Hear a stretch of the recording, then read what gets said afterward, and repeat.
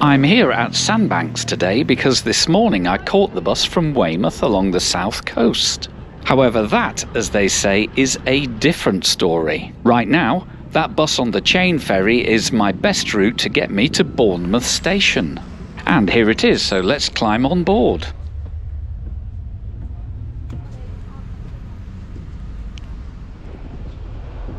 Sandbanks is famous for being one of the most sought after and expensive places to live in the whole of the United Kingdom.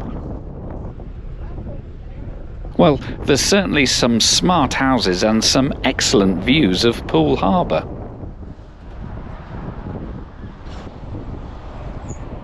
Well, this is certainly a great way of travelling by bus to the railway station.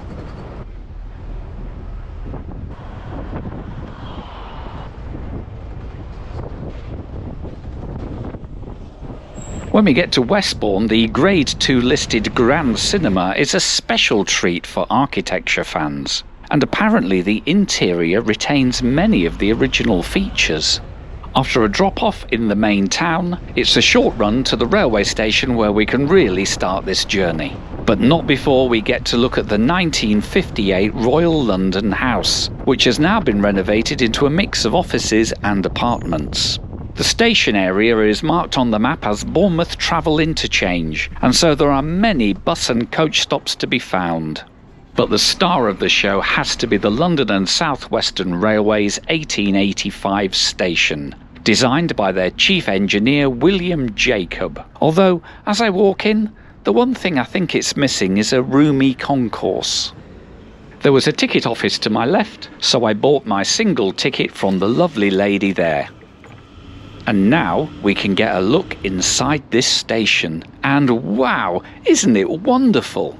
If you turn around in the distance, there's a Voyager parked up right near platform 4. Because Bournemouth, like for example Colchester and Gloucester, has two contiguous platforms, in this case 3 and 4, making for one very long platform edge. I can now see the end of the platform up there in the distance, but it feels like maybe I've gone far enough. Time to go back down to platform 3.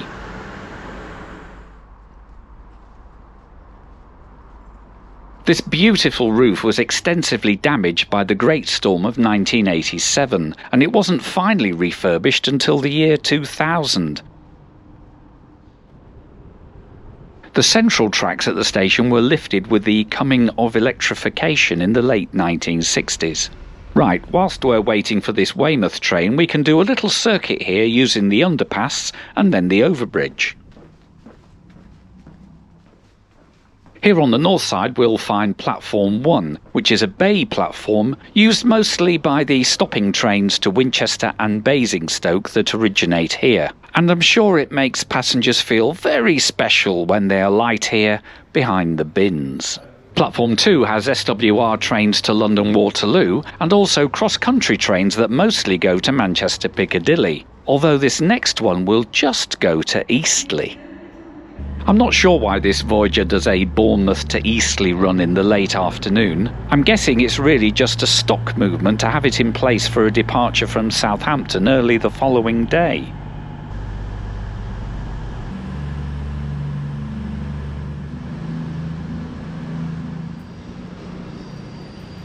Our train coming in from Waterloo is made up of two Class 444 5-car Desiro sets, which will divide here. The front 5 will run through to Weymouth, with the rear 5 following on 5 minutes later as a stopping service to Poole. Let's have a look at first class whilst they divide the train. Obviously at 2+2 this is quite high density for first class. There's curtains and reading lights, the seats are a little nicer and no doubt there's a bit more legroom, but I suspect you're mostly paying for a guaranteed seat and a bit of peace and quiet. And here we are back in standard, and there's still some table seats, and at my airline seat there's a sturdy tray table, pretty decent legroom and also a shared 3-pin plug. On top of that there's armrests, and comfort-wise, the seats feature the all-important lumbar support that you need for those longer journeys. Right, before we set off, let's have a look at the route. Our section of the incoming train will run fast to Poole, passing through Branksome and Parkston. Beyond Poole, we'll track the north edge of the Poole Harbour estuary, through Hamworthy and Halton Heath to Wareham, which is where you can get connecting heritage trains to Swanage. Then the line will cut westerly through the Dorset countryside before swinging southbound at Dorchester for Upwey and finally Weymouth. Our trip today will be 56 kilometres or 35 miles, and it will take us just short of an hour. Now, I would have expected the journey to be a bit quicker than that, given that the line speed is often set at 80 miles per hour and sometimes even 85. However, with 8 intermediate stations, I suppose the average speed gets dragged down quite a fair bit.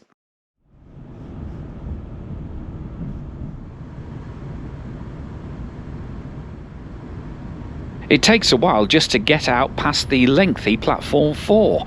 And then soon we're crossing the Bourne Valley Viaduct and rolling through Branksome.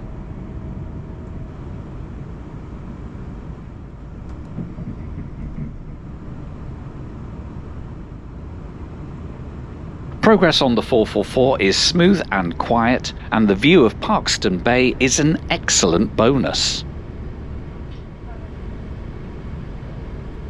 The main line cuts straight across Poole High Street before coming into the station.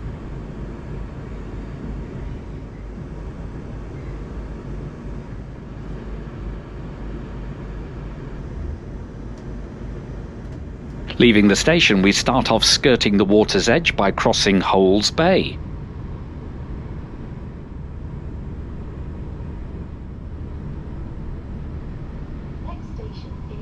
And soon after we arrive at Hamworthy.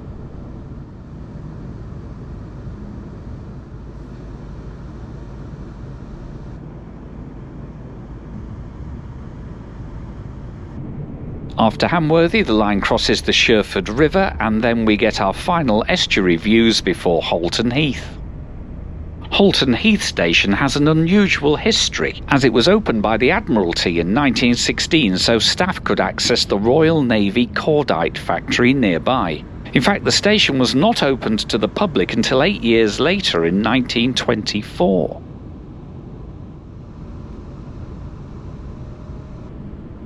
The last time I was at Wareham was when I'd come up from Corfe Castle on a preserved DMU service on the Swanage Railway. Now that was a great day out. Beyond the station, the line to Swanage turns off southbound, but our route is westerly through the Dorset landscape, and it's looking mighty fine today. Wool Station is a very handy connection point for the X54 Jurassic coaster buses for Lulworth Cove. Indeed, that was the route I'd taken earlier the same day. So, now we've left Wool, I'll move to the north side of the train so I'm not pointing the camera straight into the sun.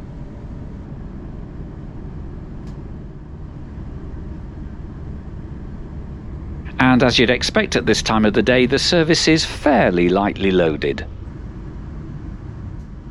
Morton Station has a lovely country feel to it, as most of Morton is some distance away, as is the settlement of Crossways to the south.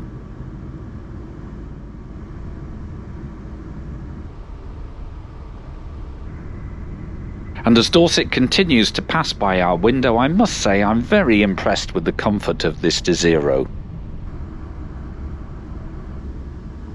Finally, there's some industry and buildings as we come upon the ancient county town of Dorchester.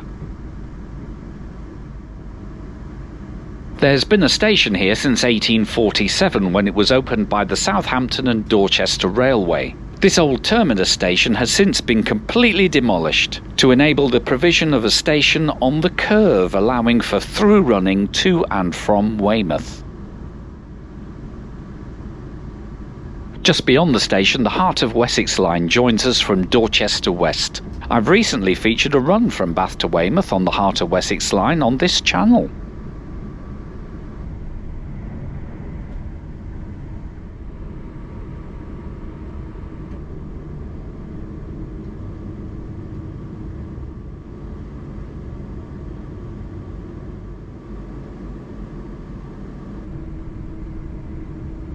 North of Weymouth Station are carriage sidings that no doubt would have been packed with summer specials back in the heyday of holiday rail travel. And then, as the dead-end spur of the old Weymouth tramway reminds us, we are pulling into Weymouth Station itself.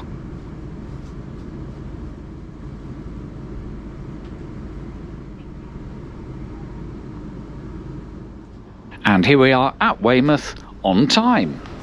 And as our Desiro nestles in next to its GWR partner Class 166 here at the terminus at Weymouth, I hope you've enjoyed this little run through the county of Dorset, from the seaside town of Bournemouth to the seaside town of Weymouth.